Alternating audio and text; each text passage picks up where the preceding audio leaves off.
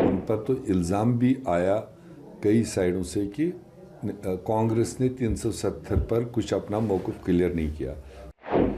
जब कांग्रेस हुकूमत में आएगी, जिस वक्त आएगी, हमने पहले भी दिया था 370 और मोदी ने लिया। अब जब हमारी मेजॉरिटी आएगी तब हम जानते हैं कि जम्मू कश्मीर को हमें तहफ़्फ़ुज़ कैसे देना है। तो हम इस वक्त मोदी को मांगने जाएंगे नहीं। हमने ये जो चुनाव लड़ा एक एजेंडे पर लड़ा कि हम लोगों के खातिर जो भी सरकार आगे है, मैंडेट मिलने के बाद सबसे पहला जो हमारा एजेंडा होगा वो रेस्टोरेशन ऑफ स्टेट होगा। वन नेशन वन इलेक्शन तो पिछले 8 साल से कह रहे हैं और तब से वो चुनाव पर चुनाव किए जा रहे हैं। देखिए, ये चीज़ें तो पहले ही तय हो चुकी हैं। हम पर तो इल्ज़ाम भी आया कई साइडों से कि कांग्रेस ने 370 पर कुछ अपना मौक़िफ़ क्लियर नहीं किया, जबकि हमने पहले ही कहा कि जब कांग्रेस हुकूमत में आएगी, जिस वक्त आएगी, हमने पहले भी दिया था 370 और मोदी ने लिया। अब जब हमारी मेजॉरिटी आएगी तब हम जानते हैं कि जम्मू कश्मीर को हमें तहफ़्फ़ुज़ कैसे देना है।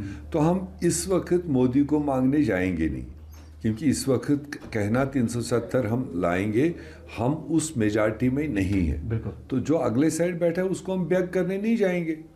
तो तब तो लोगों को हमारी बात समझ नहीं आई। आज फारूक साहब या उमर साहब ने वही बात कही कि हम जानते हैं कि अभी हमको नहीं मिलेगा, अभी कोई आगे देने वाला नहीं है।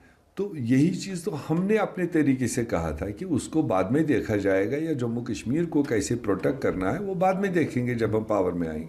क्या सारियाँ लगाई जा रही है। दूसरी बात जी सर। हाँ, दूसरी बात अब काबीना की फार्मेशन की बात करें, वो सिलसिलेवार तरीके से आगे चल रहा है। कल मेजर पार्टी नेशनल कॉन्फ्रेंस ने अपनी लेजिस्लेटिव पार्टी की मीटिंग की, उसमें अपना नेता चुन लिया। आज कांग्रेस की लेजिस्लेटिव पार्टी की मीटिंग होगी, उसमें प्रस्ताव पास होगा। पार्टी हाईकमांड को एथोराइज़ किया जाएगा कि वो जिसको सीएलपी लीडर बनाना चाहें, वो जिसको मुनासिब समझेंगे वो बनाएंगे। वो एआईसीसी करता है। और उसके अलावा फिर आज ही मेरे ख्याल से हमारा सपोर्ट लेटर नेशनल कॉन्फ्रेंस को जाएगा, वैसे थे अलायंस पार्टनर, सो दैट वो इस पोजीशन में आए कि वो लेफ्टिनेंट गवर्नर के पास अपने नंबर्स को लेकर जाए और सरकार फॉर्मेशन का वो दावा करेंगे। उसके बाद गवर्नर और जो लीडर है वो दोनों आपस में एमिकेबली कोई टाइम प्लेस डेट तय करेंगे और उसके हिसाब से वो होगा। असदुद्दीन ओवैसी कह रहे हैं कि जम्मू कश्मीर में जो सरकार बनेगी उसके पास पावर नहीं होगी, अगर चीफ मिनिस्टर को दिल्ली जाना होगा लेकिन उसको पहले एलजी साहब से पूछ के जाना पड़ेगा।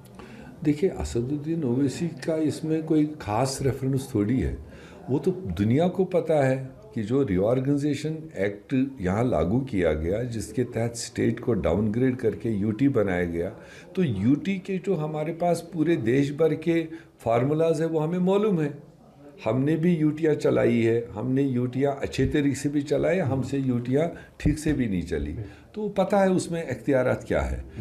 इसीलिए तो हमने ये जो चुनाव लड़ा एक एजेंडे पर लड़ा कि हम लोगों के खातिर जो भी सरकार आगे है, मैंडेट मिलने के बाद सबसे पहला जो हमारा एजेंडा होगा वो रेस्टोरेशन ऑफ स्टेट होगा। रेस्टोरेशन ऑफ स्टेट होगा तो पावर्स ऑटोमेटिक बढ़ेंगे, चीफ मिनिस्टर के बढ़ेंगे, कैबिनेट के बढ़ेंगे, एमएलएज के बढ़ेंगे। वही तो हमारी आवाम ने जो जंग लड़ना था उन्हें अपना खूबसूरती से लड़ा। अब जो नुमाइंदे हैं, खासकर मेजॉरिटी पोर्शन, रूलिंग पोर्शन जो बनेगा, उनकी जिम्मेदारी बनती है कि एज अर्ली एज पॉसिबल अपनी कोशिश करें। और Narendra Modi prime minister committed है।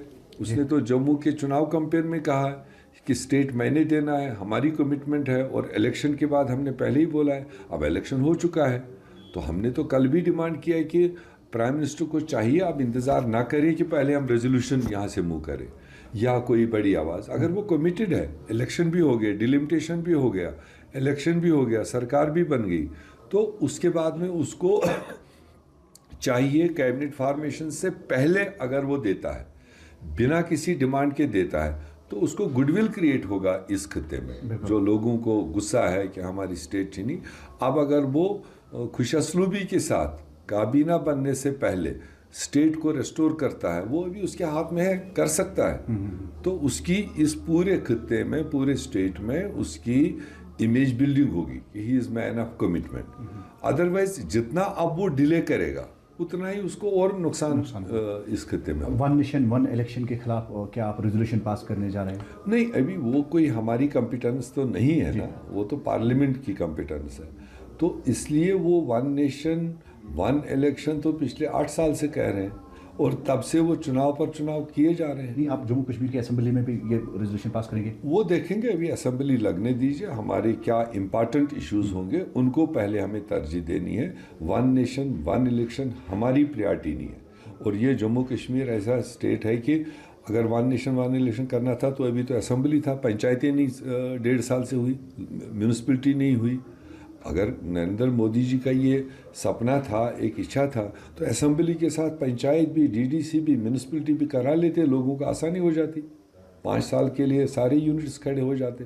क्यों नहीं करा है? वो तो मौका उनके पास था, उसके लिए रेजोल्यूशन करने की ज़रूरत ही नहीं थी, अवेलेबल था सारी सिचुएशन। अब आप इधर अभी रिजल्ट नहीं आए, उधर लेफ्टिनेंट गवर्नर कहने लग गया कि अब हम दिसंबर तक पंचायतें करेंगे, फरवरी तक म्यूनिसिपलिटी करेंगे, तो फिर वन नेशन वन इलेक्शन कहाँ हुआ? हमें तो 1 साल तो चुनाव में ही लगेगा। तो इसलिए ये कहने की वाली बातें हैं, मगर ये इस मुल्क में पकने वाली बातें नहीं।